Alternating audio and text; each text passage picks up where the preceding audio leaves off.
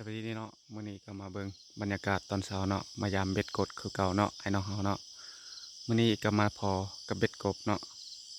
ตัวหนึงเนาะมันถึกเนี่ยเนาะพอดีเลยกระดักอยู่นี่แหละ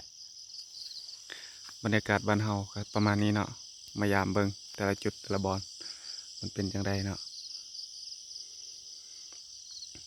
มาเบิ่งนำกันเลยเจ้าอันนี้ได้ตัวหนึงแล้วเนาะมาเนาะต่อไปเขาก็พยายามแต่ละจุดที่เราใส่ไว้เนาะใส่เบ็ดปากกลางกับเบ็ดกบบรรยากาศตอนเช้าประมาณนี้เนาะเย็นสบาย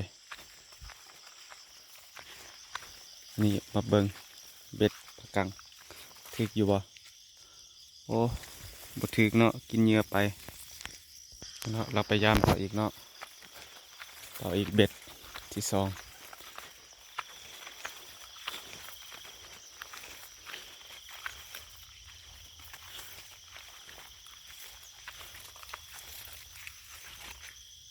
โอ้จะมีบ่ถึกเนาะย่านมันขึ้นมากินแล้วก็มันกระเด็นออกไปเนาะเบิ่งเบ็ดกบอีกหนึ่งโอ้ปากกลางก็บ่ถึกเนาะโอ้ยอากาศตอนเช้ามันจะดีเนาะดีหลายแต่ก็